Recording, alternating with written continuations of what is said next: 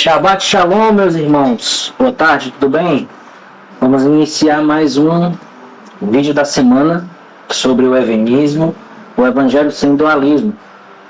Certo? Aqui, quem está comigo é sempre a minha esposa Elísia. Olá.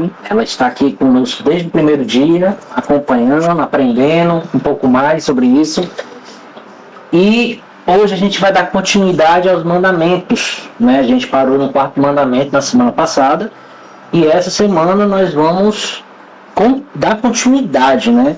Porque os mandamentos eles são muito mais profundos do que a gente imagina, certo? Vamos recapitular o que a gente aprendeu na aula passada. A gente apresentou a apresentação e o posicionamento do Criador em Êxodo 22, que é aquele versículo que diz: eu sou o Senhor teu Deus que te tirou do Egito, da terra da escravidão. A gente entende o porquê que ele se apresentou antes de começar a dar os seus ditos, né, seus mandamentos. A gente viu a natureza real de Êxodo 20, dos ditos, que é pedagógico, que é como uma preparação antes de vir um mestre, e não jurídico, não de uma forma punitiva. Que essa forma punitiva é uma forma, como é que eu posso dizer? É uma forma que foi aprendida através do dualismo helênico, certo? Aprendemos a soberania absoluta do Criador, que é quando ele diz: não terás outra autoridade, outra soberania, né, acima de mim, na presença dele. Ou seja, ele não compartilha da sua autoridade com ninguém. Nós aprendemos que isso foi um erro em Israel, que está descrito lá em 2 Reis 17, e que a consequência foi mostrada lá em João 4 com a samaritana, falando dos 5 maridos, certo? A gente fala também sobre o versículo de Oséias 2,16, que quando o Criador pede para que a gente chame ele de marido e não mais senhor, né? As palavras hebraicas é Ish e Baal, né? Aprendemos também a idolatria conceitual, certo? Aquela ideia de não fazer imagem e escultura é muito superficial. Quando a gente se aprofunda um pouco mais, a gente entende que, na verdade, ele está dizendo: não me molde e nem me limite. Porque quando ele diz faz para ti, a gente entendemos que é fazer para ele também, porque ele mora dentro de nós, né? Ele habita em nós, certo? Que a gente aprendeu isso no holismo. Aprendemos também o nome em vão, né? Não terás o nome do Senhor teu Deus em vão, como algo que a gente fala, não pronunciado, mas como uma representação do Criador. Aprendemos um pouco o conceito de Shariá, né? Que a gente vai tocar muito nas próximas aulas. Aprenderemos também o dia do descanso, o dia do Shabat.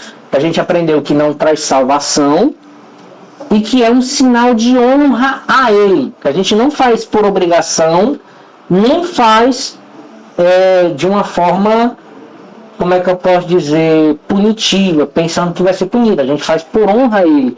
Já que o Criador, o nosso Deus, ele descansou no 7º dia, nós sentimos essa obrigação de descansarmos, não por dor, mas por amor a ele, certo? E a gente viu também as consequências de cada fase da história, desde a morte de Jesus até os dias de hoje, como essa mudança em relação ao sábado foi transitada do sábado para o domingo. Ok? Hoje a gente vai aprender exatamente os próximos mandamentos. O quesito de honrar pai e mãe, de não cometer assassinato, de não adulterarás, não furtarás, não dirás falso testemunho e não cobiçarás. Certo? Fora que a gente vai aprender um pouco sobre as conexões de outros códigos, de outros mandamentos que tem em outros povos, que descendem de um mandamento principal, que a gente vai falar durante a aula. Tá? Vamos começar com honrar pai e mãe. Certo? Honrar pai e mãe.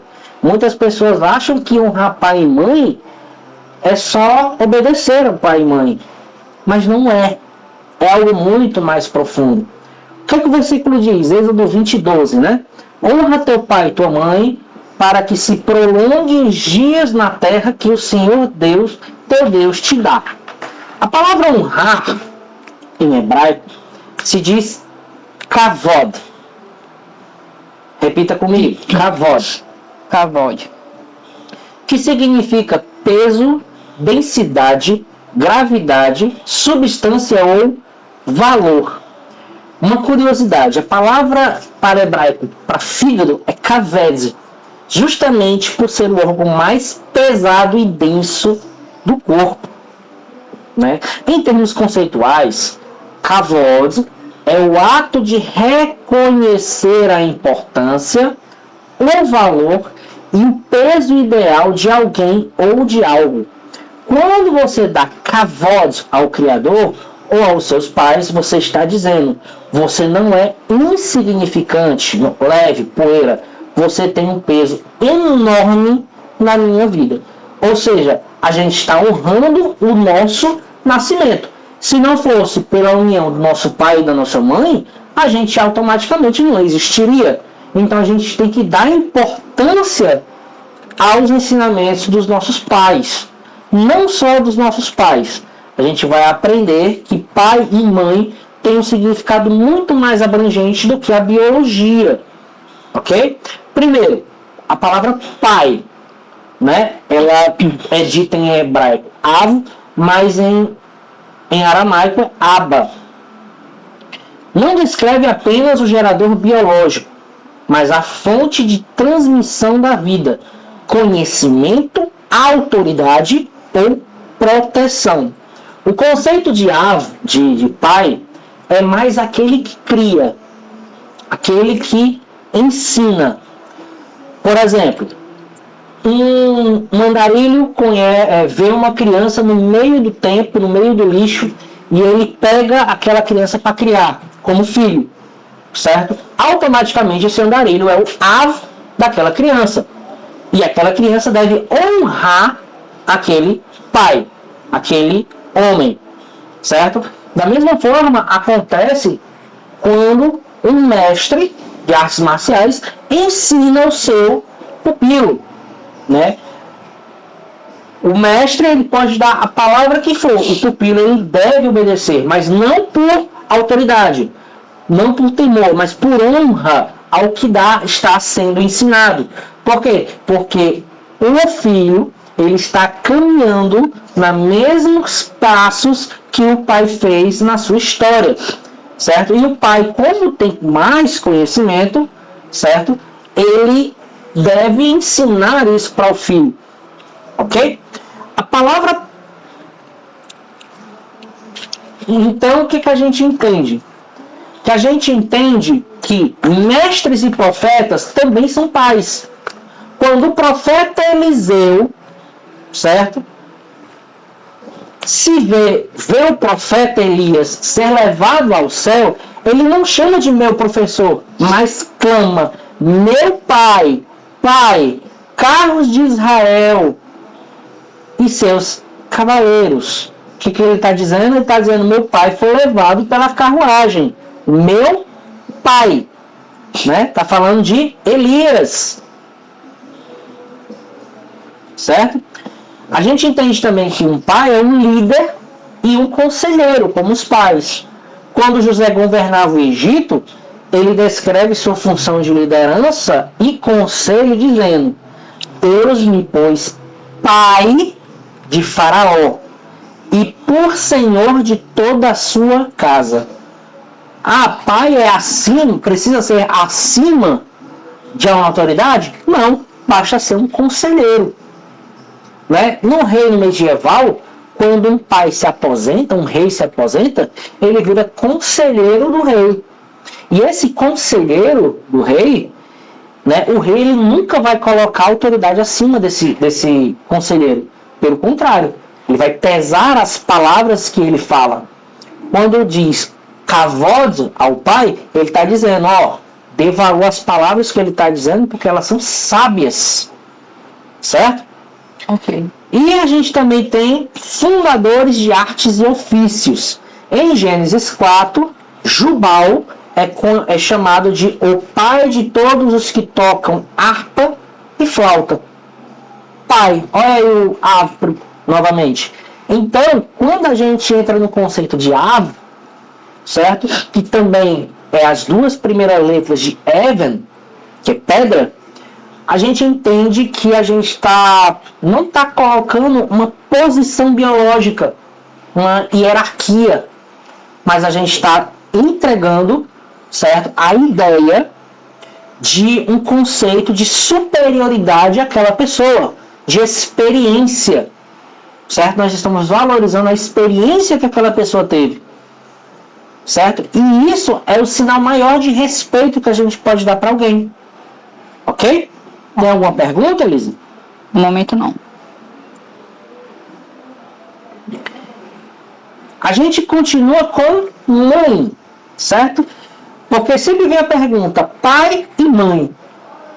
Por que ele não ia dizer honra os pais, que já inclui a mãe? Por que ele fala pai e mãe? Porque pai tem um significado fora biológico e mãe também tem um significado fora biológico, certo? Quando ele diz mãe, que é em, ou em aramaico, ima, traz a raiz amar, certo? Que é medida, fundação, matriz ou origem. E a raiz emuná, que é fidelidade ou sustento. Ok? Ok. Ou seja, quando Deus fala pai e mãe, ele está dizendo honre a autoridade e o sustento dos seus superiores, dos seus líderes. Ok? Uma cidade principal ou uma comunidade protetora é chamado no hebraico de mãe em Israel. Certo? Está lá em Israel. Está em 2 Samuel 20:19. Honrar a mãe envolve honrar a comunidade, a cultura, certo? A pátria espiritual e a soberania institucional que te acolheu, alimentou e protegeu na infância da sua consciência. Interessante, né? É interessante porque a gente tem que honrar, certo? O que a gente aprendeu no passado. Ok? Sim. Só que tem um detalhe aqui que a gente vai já aprender, que é a ideia do prolongar os dias, que em hebraico é arak yom. Ok? Que não é uma obediência cega. Honrar pai e mãe não pode ser algo cego. Ok? Vamos continuar. O princípio da sustentabilidade. Sem memória, sem futuro.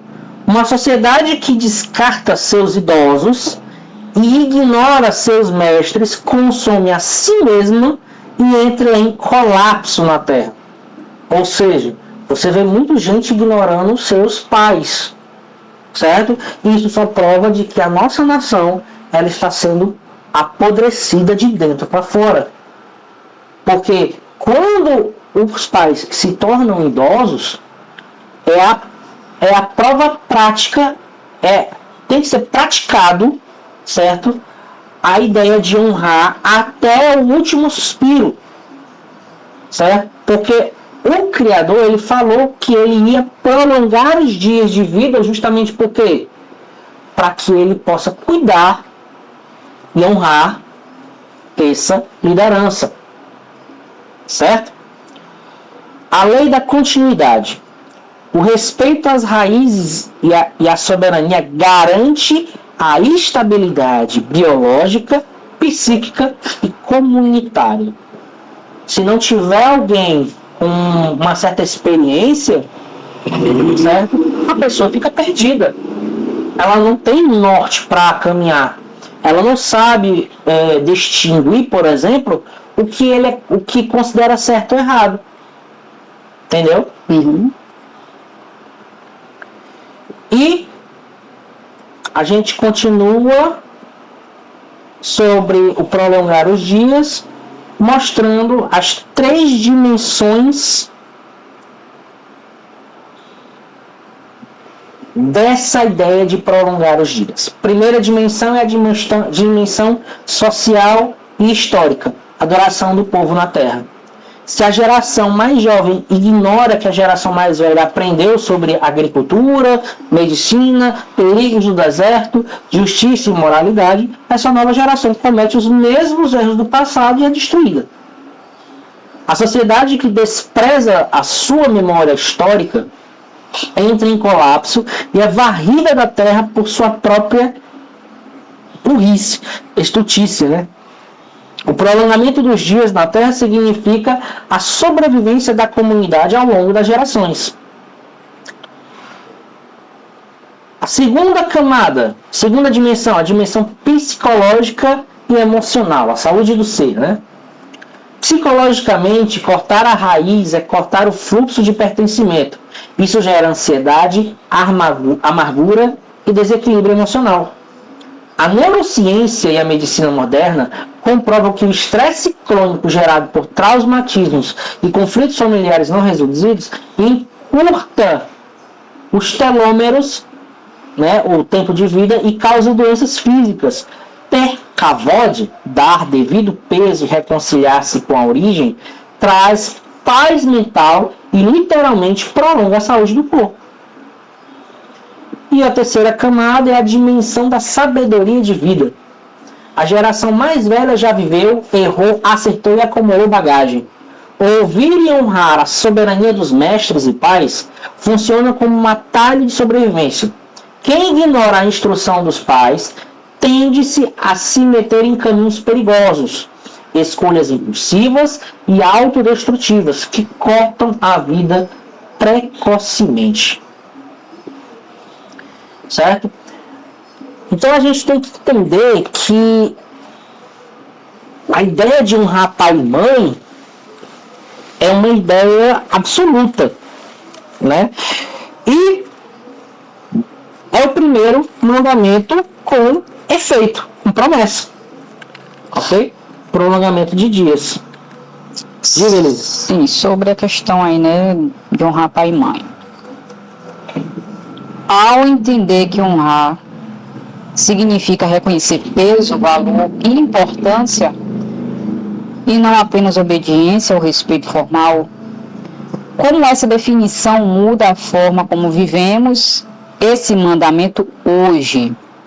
E até que pontos estamos realmente atribuindo esse peso real às pessoas que exercem papel de fonte de vida, autoridade ou ensino em nossa jornada? Cara, essa pergunta é muito boa, viu? Por quê? Porque ela abrange várias opções de família que a gente deveria incluir nesse raciocínio. Porque a gente está vendo só o lado bom. Um pai bom e uma mãe boa que trazem um ensinamento de vida para os filhos. Mas e quantos pais não são bons? O pai é cachaceiro e a mãe drogada, certo? Isso daí automaticamente tira a honra que é para ser dada pelos filhos. Os filhos não têm obrigação de obedecer quando o pai e a mãe, né, os seres, os genitores, eles se comportam não como pai e mãe, certo? E aí que entra no quesito do filho encontrar outros líderes para obedecer. A ideia aqui é aprender com os erros dos outros, certo? Fora que não é obediência absoluta, como eu falei. Se os pais estiverem ensinando algo, que esse ensinamento você vê que é contra Deus, você vê que é contra o Criador, você automaticamente você não obedece. Por quê? Porque o Criador, ele é pai de todos. Ele é a autoridade suprema. Então eu tenho que honrar primeiro a ele, depois os pais. É por isso que Jesus, ele chega lá no final, lá no Novo Testamento, e fala: aquele que honra o pai a mim mais do que a mim, ou honra o pai e a mãe mais do que a mim, não é digno de mim. Por quê? Porque ele está dizendo justamente que tem pais que não tem que ensinar. São imaturos, inconsequentes, imprudentes. E aí vai ensinar isso para o filho? Outra pergunta é: o texto mostra que pai vai além da ligação biológica, abrange mestres, líderes, guias e fundadores de saberes. Quais são os limites e responsabilidades ao aplicar esse mandamento de honrar a figuras que ocupam essa função de fonte? E como diferenciamos essa honra de uma submissão cega ou incondicional? A resposta está justamente na resposta que eu coloquei antes também. Né, quando você percebe que o que está sendo ensinado para você, que seus pais estão ensinando, é algo contra, né, o próprio Criador, ou algo que não vai trazer vida, ou não vai trazer nenhum tipo de benefício, ou apenas prejuízo a algum dos lados, você está automaticamente sabendo que aquilo ali não é saudável para você. E você tem que automaticamente dizer: meu pai, minha mãe, ou meu líder, eu não vou fazer isso porque eu acho isso incorreto. E o seu líder, ele tem que obedecer. Porque pai e mãe não é autoridade absoluta. Pai e mãe são conselheiros, certo? Sim. Vamos continuar? Não. Êxodo 20:13. Não matarás. Eita, essa parte aqui é muito boa, viu? Porque o Criador está dizendo para não matar. Certo? Só que ele também, né, o significado é: não assassinarás, não destruirás o receptáculo da vida. Certo? Qual é a visão helenista? É simplesmente um mandamento jurídico penal sobre o crime de homicídio. Só que é muito mais profundo. Porque muitas das vezes não está referindo à morte física. Certo? A gente vai aprender isso aqui. E a visão holística, a visão geral, é o ataque à vida humana como uma tentativa de destruição da própria representação do Criador na Terra. Certo? Existem duas palavras para mencionar assassinato no hebraico na Bíblia. A palavra harag, que é o verbo para matar, aplicado a animais, morte legítima em guerra ou defesa, e a hatsak, usado exclusivamente nesse texto, que significa assassinar moralmente ou fisicamente com violência, egoísmo, malícia ou negligência. E eu acrescento aqui a perversidade. Ok? Ok. Qual é o foco do dito? Qual é o foco desse mandamento? Que a destruição ilícita e violenta do ser humano. Ok? Ok. E isso faz uma conexão com o segundo dito, o templo vivo. Qual é o segundo dito? Proibido esculpir imagens do Criador. Sexto dito: proibido destruir a única imagem viva que o Criador esculpiu. Selene Elohim. Certo? Ou seja, nós somos o templo dele e nós não podemos destruir o templo dele. Certo? Qual é o crime visível? A lâmina, o sangue, a morte física, é o matar a pessoa fisicamente. Qual é o crime invisível? O assassinato de reputação, o desprezo, que é o kalal, e a humilhação pública. A partir do momento que eu estou humilhando uma pessoa publicamente, que eu estou desprezando aquela pessoa publicamente, eu estou entregando a pessoa à morte espiritual. Certo? Ou seja, a morte espiritual, ela abrange esse mandamento de não matarás. Certo? Ou seja, o assassinato como ato supremo de vandalismo espiritual. Ensinar a pessoa coisa errada, ensinar a pessoa a ser perversa, ensinar a pessoa que ela tem que obrigar as outras a fazer alguma coisa, entendeu? Tudo isso faz parte do mandamento que deve ser evitado quando o Criador fala: não matarás. Não, a palavra certa é não corte laços, né? Não limite aquilo que deve ser, não corte a vida sendo fluída naquele corpo, né? Tanto físico como espiritualmente. O mandamento próximo, certo? Não adulterarás, né?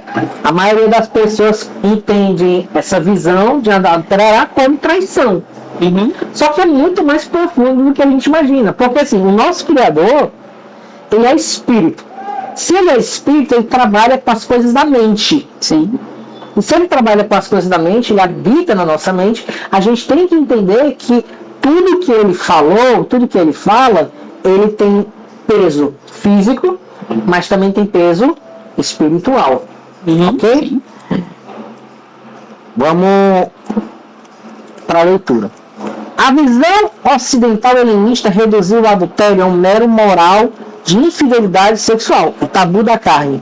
No entanto, quando olhamos para a física, para a química e para o hebraico antigo, o conceito fundamental é exatamente esse: a adulteração como quebra da pureza de uma essência, o ato de misturar o que é incompatível, gerando contaminação e falsificação. Ok? Em hebraico é lotinaf. Lo, não, tinaf, adulterarás.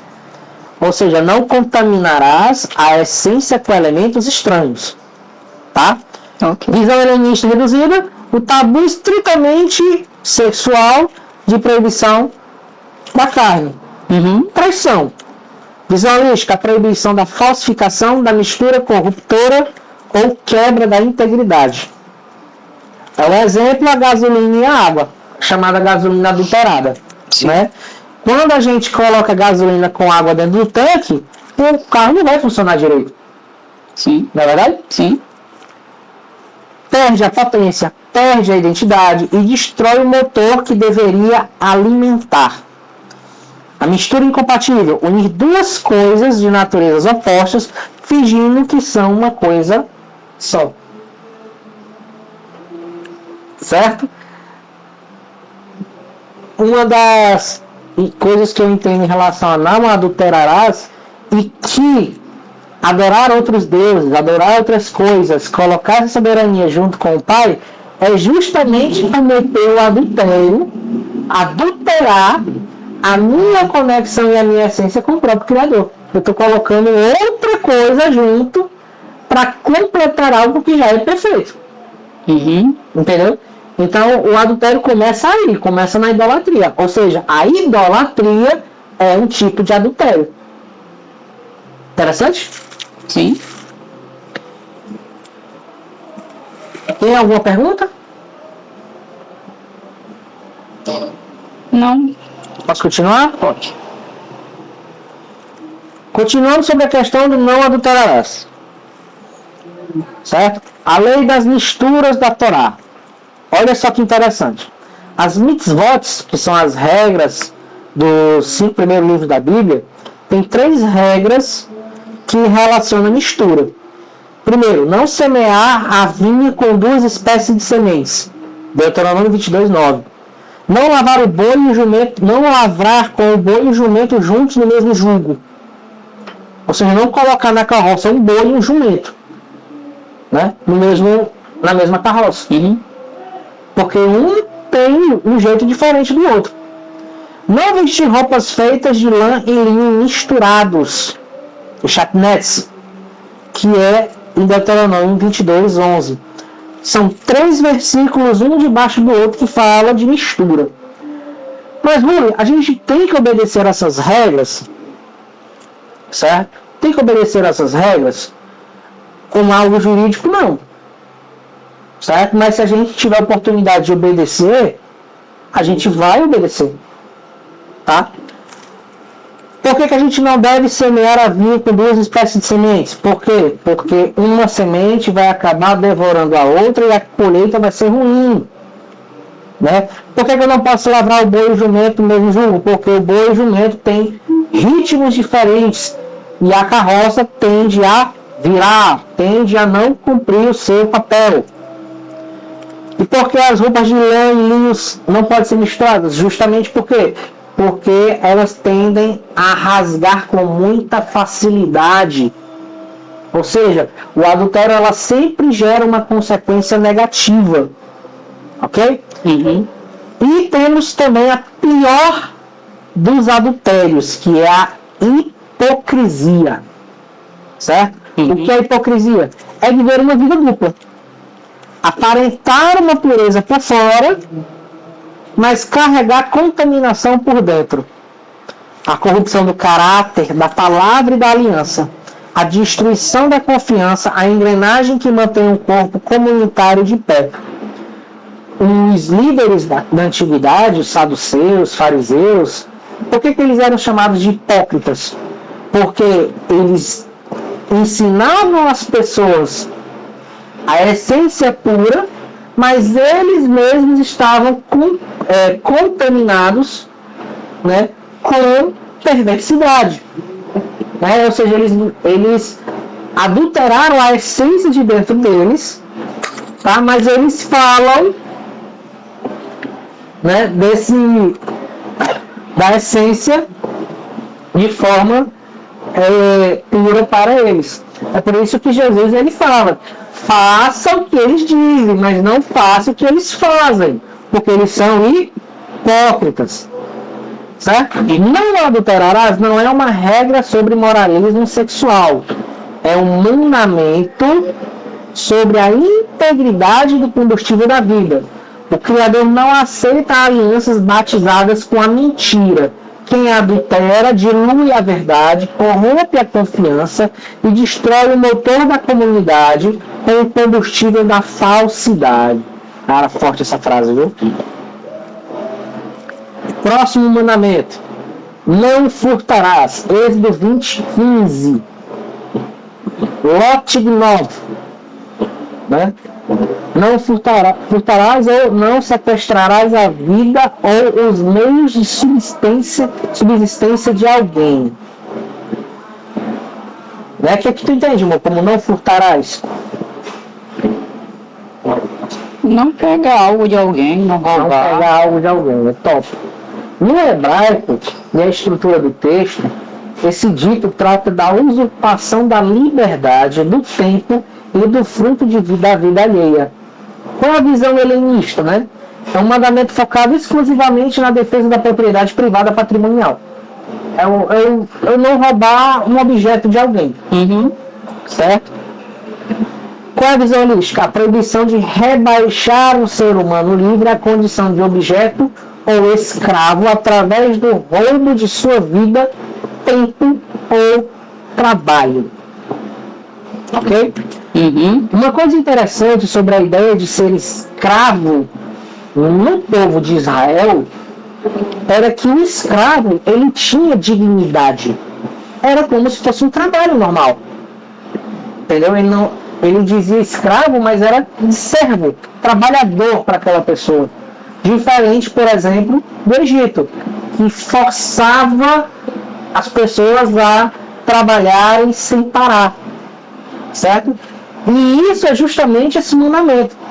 Os egípcios, eles furtaram a liberdade do povo de Israel. Certo? Então a gente tem que entender que quando a gente fala não furtarás, a gente está também relacionado, a gente também está falando sobre o ato de não roubar o crédito de alguém. Se alguém, por exemplo, teve uma ideia, uma invenção, eu não posso pegar aquela ideia e pegar os créditos daquela ideia, como se fosse meu. Certo? Eu não posso plagiar a ideia dela. Não, eu tenho que dar o crédito a ela. Ok? A palavra tignov vem da raiz ganav, que é agir com furtividade, usurpar, tomar para si o que pertence a outro por engano ou força. Todos os ditos desse bloco, não matar, não adulterará e não furtar, tratavam de ofensas diretas e capitais à sanidade da vida humana na comunidade. Certo?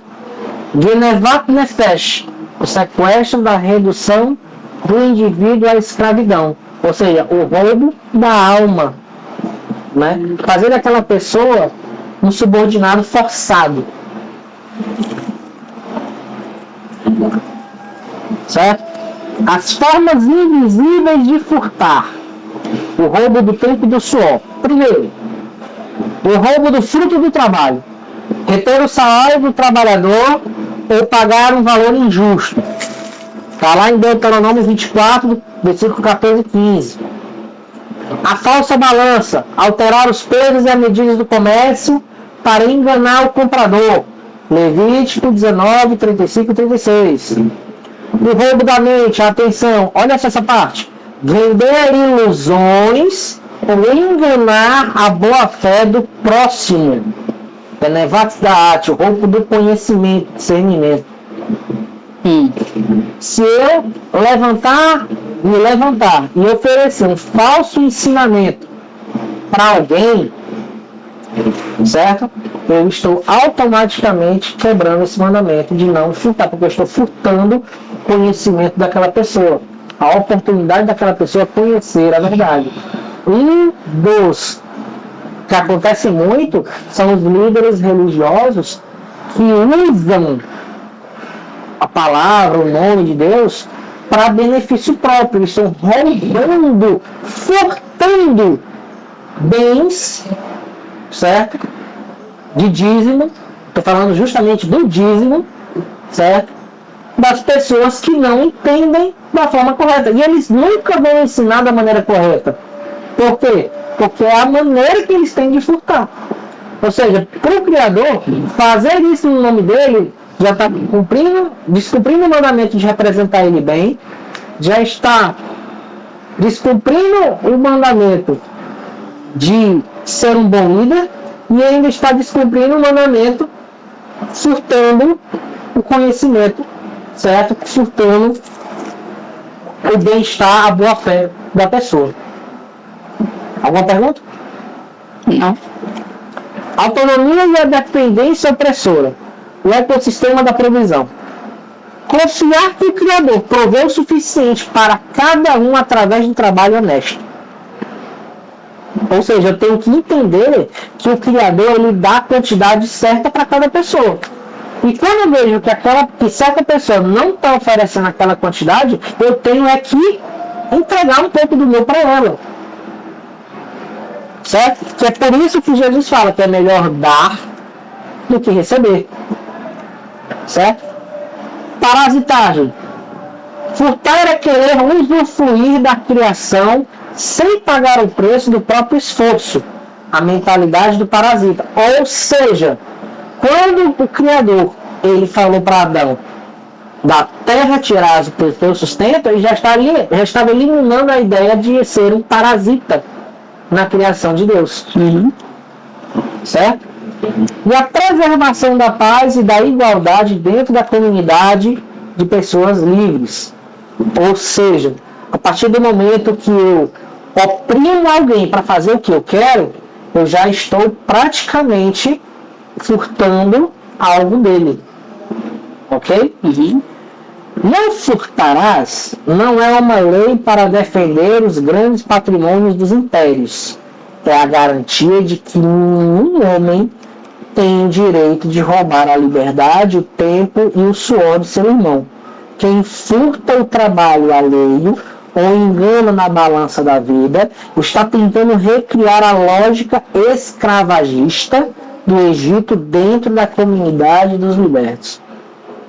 Esse mandamento é forte, não é? O próximo.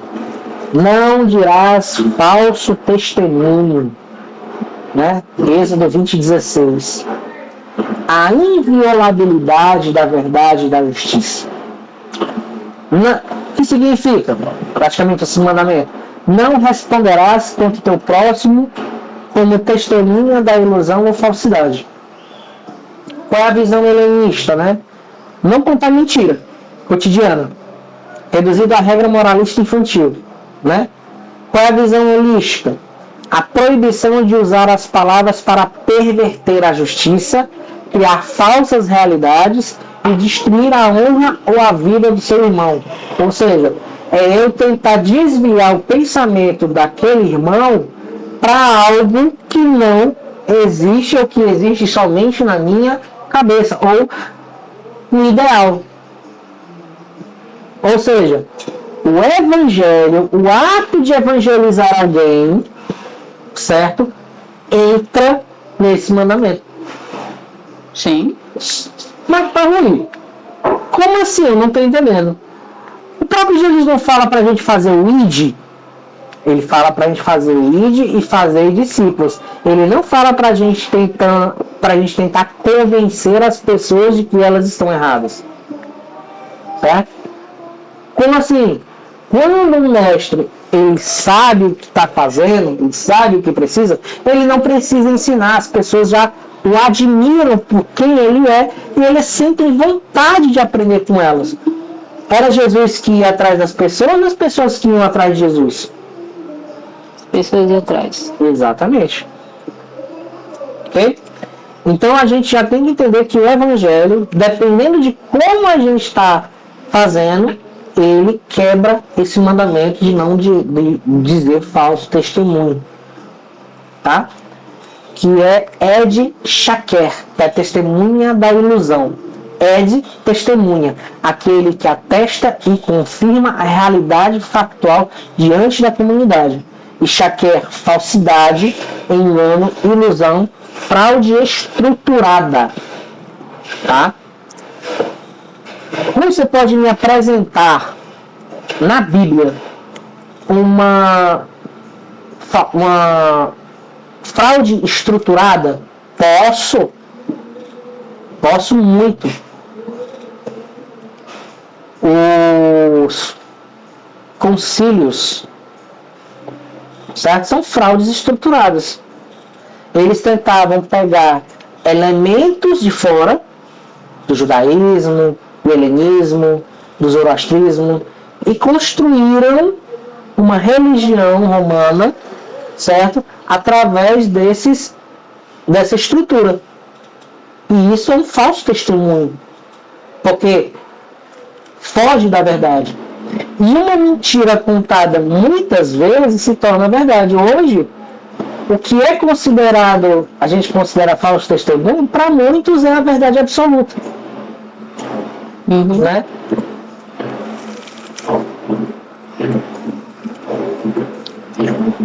A inviolabilidade da verdade e da justiça. Não responderás contra o teu próximo como testemunha da ilusão ou testemunha da falsidade. Certo?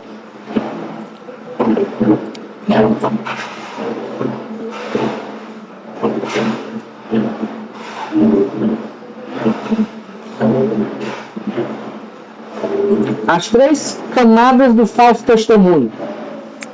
A camada judicial, o crime jurídico, perverter os julgamentos de comunitários para beneficiar a si mesmo ou a um grupo de poder. Pronto. Aquela mulher que liga para a polícia dizendo que o marido bateu nela, sendo que o marido não tocou nela. Isso é falso testemunho. Sim. Certo? Segundo, a camada relacional, a calúnia e o assassinato de reputação. Justamente o que eu falei, né? Um exemplo. Espalhar boatos, maledicência e destruir o nome do próximo na comunidade. A gente chama isso, né, na comunidade judaica de Lashon Hara. Falso testemunho não deixa de ser mentira, né? Com certeza. Terceira camada.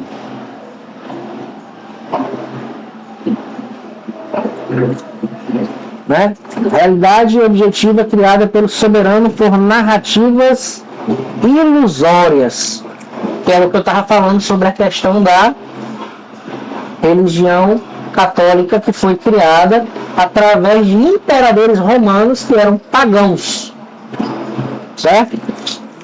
Eles se aproveitaram dessa situação para modificar o cidadão de dentro para fora e não forçar as pessoas a adorarem os deuses deles. Né? Próximo mandamento: não cobiçarás, é o último mandamento, certo? Não cobiçarás a casa do teu próximo, nem a sua mulher, nem o seu servo, nem o objeto. É um mandamento bem grande. Mas fala de várias coisas que não podem ser cobiçadas. Mas em geral é não cobiçarás. Certo? Qual é a visão helenista? O mero controle de sentimentos infantis ou a proibição da inveja passiva? Certo? Qual é a visão helênica? A desativação da compulsão de apropriação egoísta antes que ela se materialize na destruição do ecossistema comunitário.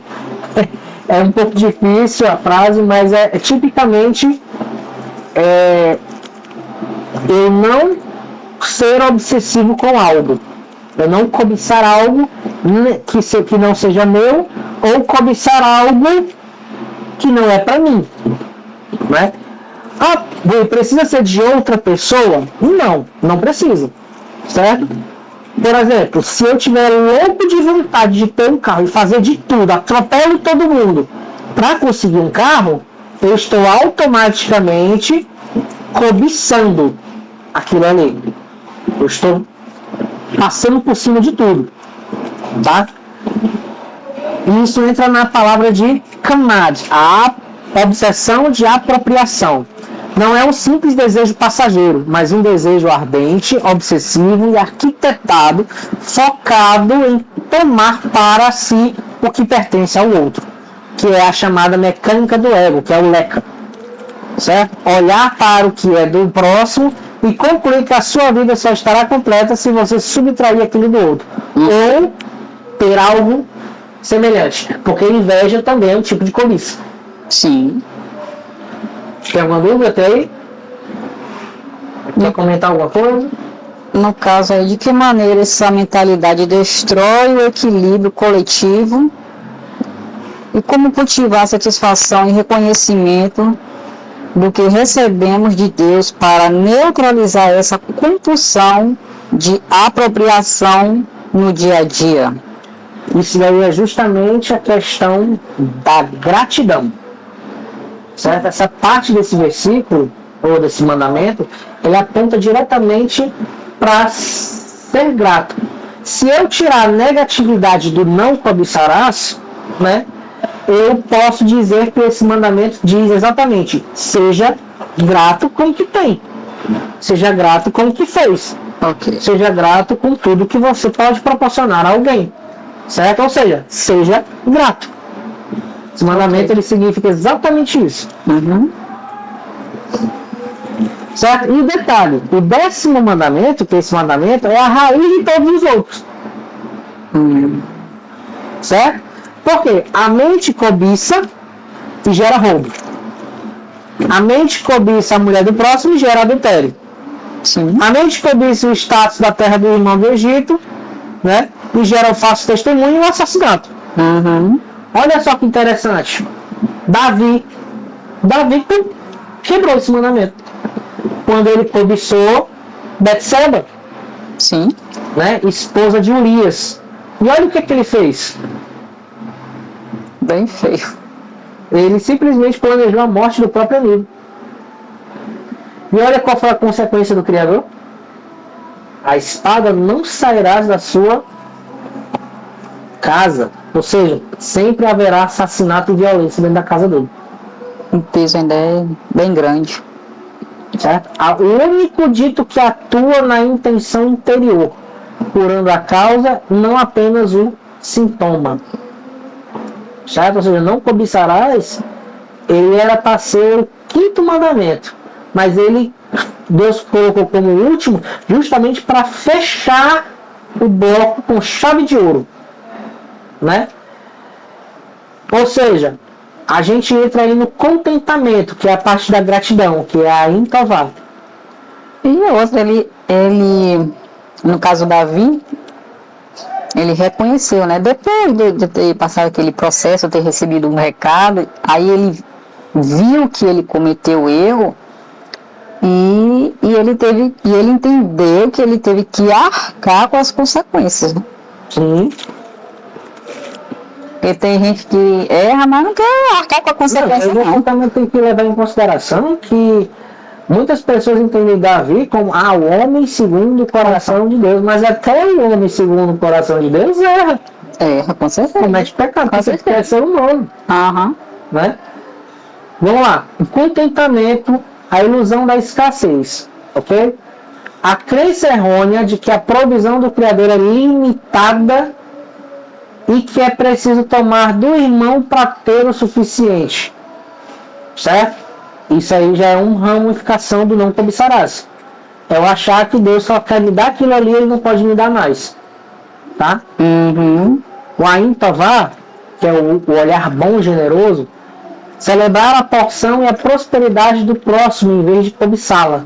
Ou seja, ao invés de eu ficar triste, né, ou com raiva da pessoa ter adquirido um bem, eu tenho que ficar feliz. Com certeza. Eu tenho que ficar grato pelo aquele Criador. Eu tenho que pensar, já que ele conseguiu aquilo ali, o Criador ele pode preparar algo bom para mim também. Isso pode gerar mais fé para eu acreditar nisso. Sim. Entendeu? E uma coisa muito legal também é que esse mandamento de não cobiçarás, né, ele está nas igrejas. Está nas igrejas.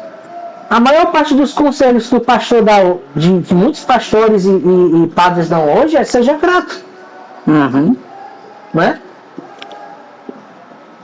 O retorno à soberania sobre si mesmo e a confiança na provisão do absoluto. Uma coisa que a gente tem que entender é que Deus, repete comigo, irmão, Deus nunca dá algo se a gente não for atrás. Se a gente não for atrás. Ou seja, para a gente adquirir uma bênção, a gente tem que fazer a nossa parte. Certo? É por isso que o Criador falou para Adão: da terra tu tirarás o teu sustento. Ou seja, da terra tu adquirirás as bênçãos. Certo? Eu tenho muito tesouro para você escondido, para você desenterrar. Né? Até o tesouro a gente tem que desenterrar. Até as joias de uma mina precisam ser escavadas. Né? Sim. Até uma pérola precisa entrar mergulhando para abrir aquela concha para poder conseguir a pérola. Sim. Ou seja, nada que a gente recebe, né, que a gente quer ir atrás, nada de valioso que a gente recebe de mão beijada, a gente tem que destrinchar. Até um conhecimento, a gente tem que penetrar nesse conhecimento. Sim. Ok? Vamos agora falar de outros códigos, outros mandamentos, certo? Outros ditos. Primeiro, esses 10 mandamentos que a gente está falando hoje, certo? A gente está falando dos outros 6, falou na semana passada dos outros 4, né, que é relacionado a Deus. A gente está praticamente refletindo o primeiro código da história da humanidade, que é as leis noéticas. Tá? A origem primordial foi entregue pelo Criador no pós-dilúvio a toda a humanidade como código universal. Quem era a humanidade depois do dilúvio? Noé e seus filhos. Sim. Noé, seus filhos, Noé, sua esposa, seus 3 filhos e suas 3 esposas. Ok? Quais são as leis? Vamos lá. Não há homicídio. Está em Gênesis 9, do 5 a 6. Aquele que derramar sangue do homem, pelo homem o sangue será derramado. Segundo mandamento, não há crueldade animal. Gênesis 9, 4. A carne, porém, com a sua vida, isto é, com o seu sangue, não comereis. Terceiro mandamento, não ao roubo e à usurpação. Gênesis 6, 11 a 13. A destruição do mundo antigo pelo chamás, violência, né? Roubo e a expoliação. Não há as relações ilícitas, a adulteração. Gênesis 2, 24 e Gênesis 39, 9. O conceito de união inviolável e a recusa de José ao classificar a adulteração como grande mal e pecado contra Deus. Não há idolatria, Gênesis 8:20, Gênesis 9:8-17. Pessoal, se depois vocês quiserem, abram a Bíblia e vejam cada versículo, tá? E olhem no hebraico, que é cada um quer dizer. Que é a edificação do altar exclusivo ao Criador e a aliança do arco-íris.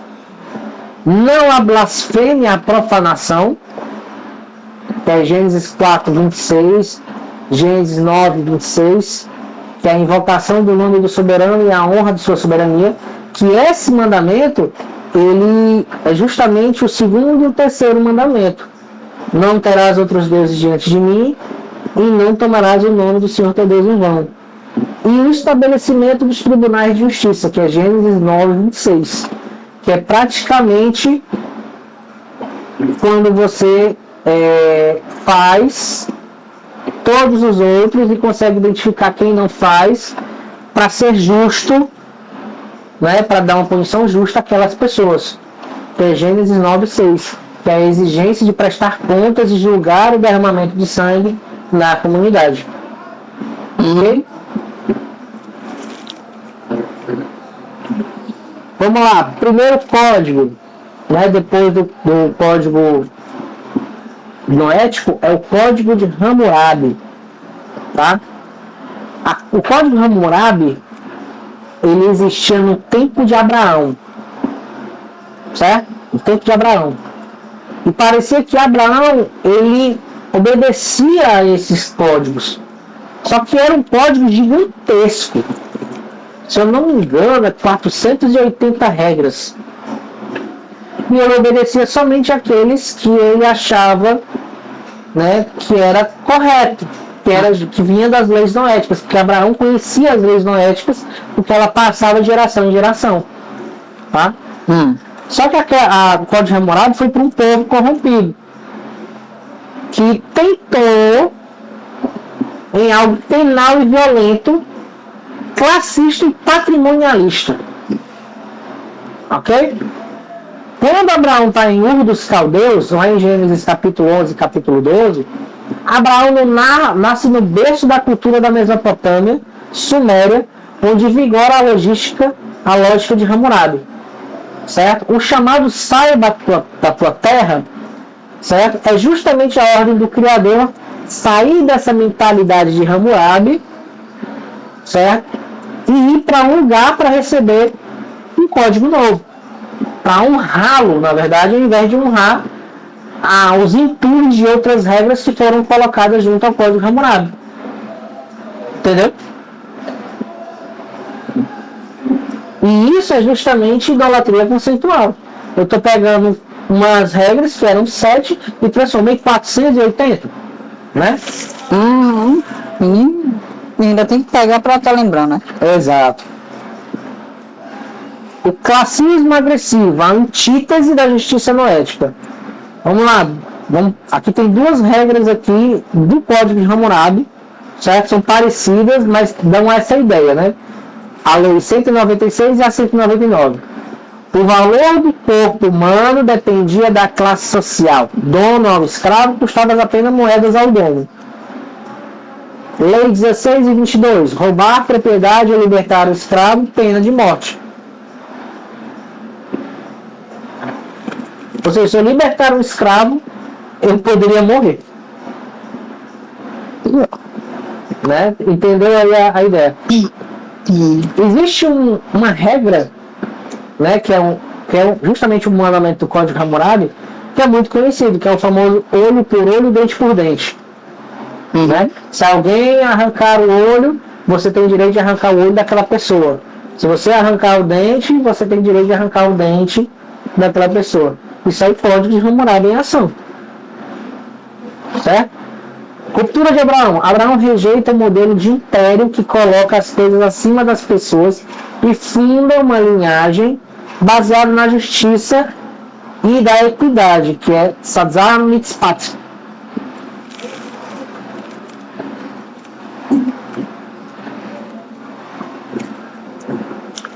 E a gente chega no livro dos mortos. Tá? Não achem que é algo macabro, não. O livro dos mortos nada mais é do que um livro que preparava as pessoas antes de morrer. certo? Primeiro a gente tem que entender que o Egito, ele é, em hebraico é Mitzraim, e Mitzraim era descendente de Cam, e Cam era filho de Noé, tá? E existia o livro dos mortos, existiam 42 negações, certo? Vamos lá. Primeiro, a genealogia da memória. Mitzraim era filho de Cam, Ham, e neto de Noé. O Egito Antigo possuía o conhecimento ancestral das 7 leis noéticas, só que totalmente deturpada pela idolatria. A adulteração pelo politeísmo. A matriz moral única foi pulverizada e submetida à idolatria estatal. No livro dos mortos, capítulo 125, as leis morais viraram as 42 confissões negativas, né? Por exemplo, as declarações. Para se livrar da condenação, o indivíduo deveria declarar a sua inocência a um Deus específico para cada transgressão. Por exemplo, ó Deus que vem de Heliópolis, não cometi homicídio. Ó Deus que vem de Hemópolis, não roubei. Né? A ética noética, justiça viva entre os homens, foi transformada em barganha ritual e mágica pós-morte, para manter o faraó e a classe sacerdotal no controle do povo, certo? Isso aconteceu e isso acontece hoje nas religiões. Quando a gente pega, por exemplo, o cristianismo, existem as doutrinas e dogmas, certo?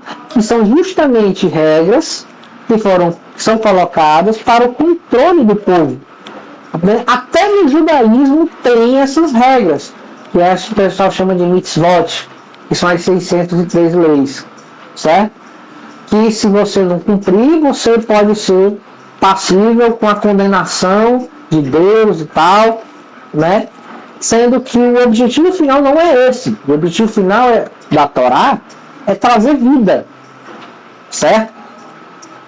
Então a gente tem que entender isso.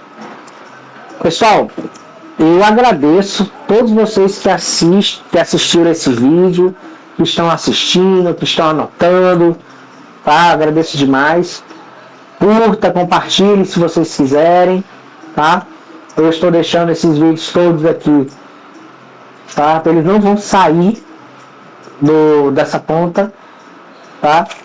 E eu convido vocês na próxima semana a assistir o próximo vídeo. Tá? Espero que esses mandamentos eles tenham sido mais profundos e mais entendidos do que apenas regras normais e bobas que a gente aprende a conviver. Tá?